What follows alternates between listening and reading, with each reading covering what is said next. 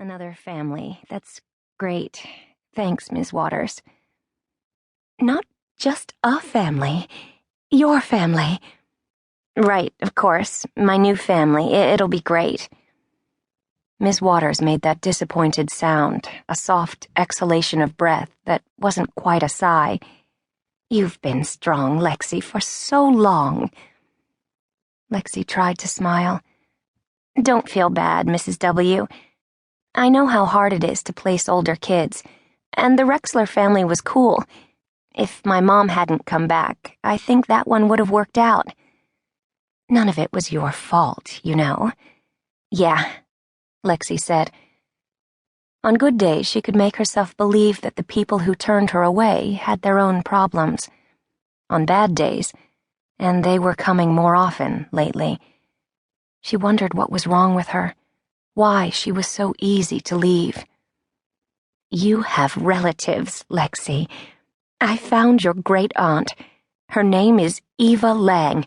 She's 66 years old and lives in Port George, Washington. Lexi sat up. What?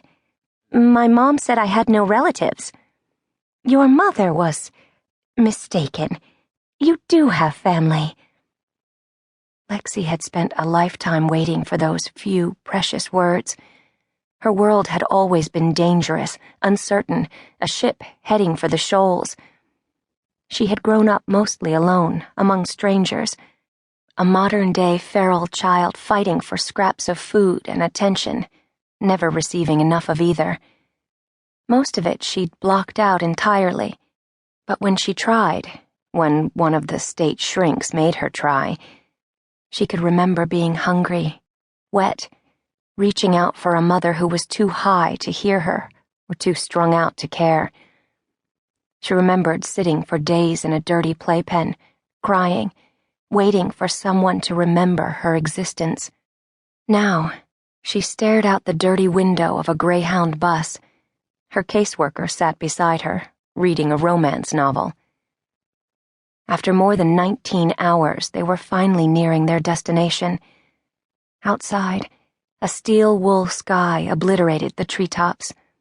Rain caused squiggling patterns on the window, blurring the view. It was like another planet here in Washington. Gone were the sun-scorched, bread-crust-colored hills of Southern California and the gray crisscross of traffic-clogged freeways. The trees were steroid big. So were the mountains. Everything seemed overgrown and wild. The bus pulled up to a squat, cement-colored terminal and came to a wheezing, jerking stop. A cloud of black smoke wafted across her window, obscuring her view of the parking lot for a moment. Then the rain pounded it into nothingness. The bus doors whooshed open. Lexi? She heard Mrs. Waters' voice and thought, Move, Lexi. But she couldn't do it. She looked up at the woman who had been the only steady presence in her life for the last 6 years. Every time a foster family gave up on Lexi, returned her like a piece of fruit gone bad, Mrs. Waters had been there, waiting, with a sad little smile. It wasn't much to return to, maybe, but it was all Lexi knew. And suddenly she was afraid to lose even that small familiarity. What if she doesn't come? Lexi asked. Mrs. Waters held out her hand, with its veiny, twig-like fingers and big knuckles. She will. Lexi took a deep breath. She could do this. Of course she could.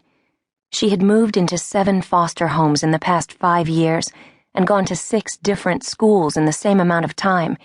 She could handle this. She reached out for Mrs. Waters' hand. They walked single file down the narrow bus aisle, bumping the cushioned seats on either side of them. Off the bus, Lexi retrieved her banged-up blue suitcase, which was almost too heavy to carry, filled as it was with the only things that really mattered to her. Books. She dragged it to the very edge of the sidewalk and stood there, perched at the rim of the curb. It felt like a dangerous drop-off, that little cliff of concrete. One wrong step